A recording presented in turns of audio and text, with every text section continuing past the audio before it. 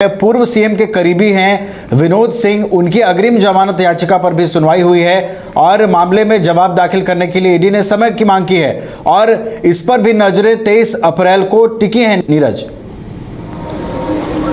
बिल्कुल, देखिए विनोद सिंह का नाम पहली बार 3 जनवरी को आया था, जब 3 जनवरी को ईडी ने अभिषेक प्रसाद श्रीवास्तव और पिंटू, जो कि पूर्व सीएम के सलाहकार रह चुके हैं, उनके ठिकानों पर, विनोद सिंह के ठिकानों पर और कई अन्य लोगों के ठिकानों पर एक साथ दबिश दी थी।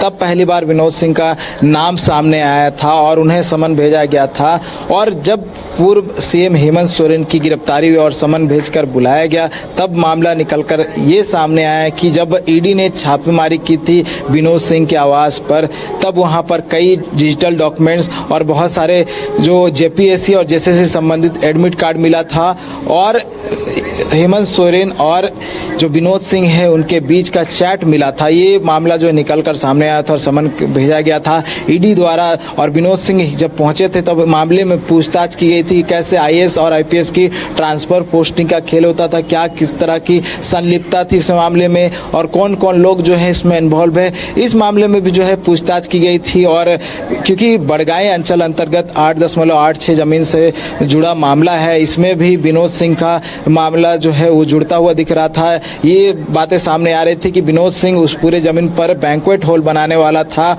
और एक डिज़ाइन भी बाकायदा तैयार किया गया था और उसी डिज़ाइन के हिसाब से जो है पूरा जो बैंक्वेट हॉल था वो बनना था। तो उसमें विनोद सिंह की भी संलिप्तता कहीं ना कहीं सामने आई थी और इसमें कहीं ना कहीं ईडी ने आरोपी बनाया है। और जिस तरह से मैंने बताया कि चार्जशीट दाखिल हो चुकी है 30 मार्च को और इसमें विनोद सिंह को भी आरोपी बनाया गया है।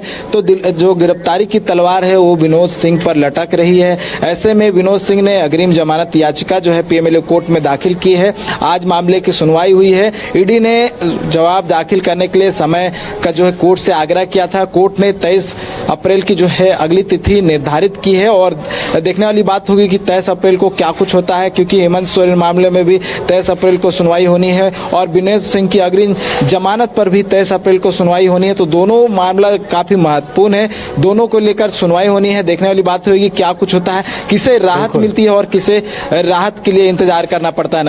ठीक है 23 अप्रैल का दिन बेहद अहम होगा। नीरज, जो आपने बताया कि आर्किटेक्ट विनोद सिंह पर गिरफ्तारी की तलवार लटक रही है, क्या उनकी मुश्किलें आगे बढ़ती हैं या फिर किसे इस पूरे प्रकरण में राहत मिलता है, ये देखने वाली बात होगी और इसके लिए हमें 23 अप्रैल के दिन का इंतजार करना होगा। बहुत बहुत धन्यवाद नीरज, हमारे साथ जुड़ने के लिए और तमाम जानकारियों को साझा करने के लिए। तो जमीन घोटाला प्रकरण मामले में ईडी की कार्रवाई का दायरा लगातार बढ़ रहा है और हेमंत सोरेन की जमानत याचिका पर अब 23 अप्रैल को सुनवाई होगी और वो दिन बेहद अहम होगा और उस दिन के बाद सामने आएगा कि जमीन घोटाले प्रकरण से जुड़े हुए फिलहाल जितने लोगों को ईडी समन कर रही है, दबिश दे रही है, उनके भविष्य पर क्या कुछ फैसला होता है। और अब हमारे पूरी कार्रवाई पर हमारी नजर बनी हुई है। 23 अप्रैल का दिन इस पूरे प्रकरण में बेहद अहम होने वाला है।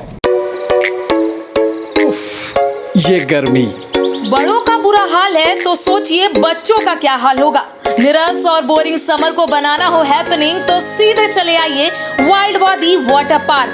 गर्मी में आपके मस्ती का डेस्टिनेशन, जहां है water park, fun zone, tempo line, साथ में hunting house, flower park, rope course और bird park. Monday to Friday only 300, शनिवार रविवार 400 में। घर के लिए ग्रोसरीज की जरूरत हो या चाहिए फल और सब्जी, डेयरी या बेकरी प्रोडक्ट्स चाहिए या beverages, snacks and branded foods चाहिए हो या ब्यूटी प्रोडक्ट्स, अब इनके लिए अलग अलग दुकानों की तलाश हुई खत्म, क्योंकि रांची में खुल गया है केस्टो मार्ट, जो रखे आपका और आपके बजट का ख्याल।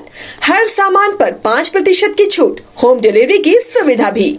आज ही पधारें Kesto mart, one stop solution for every customers requirements. Call 9153989339.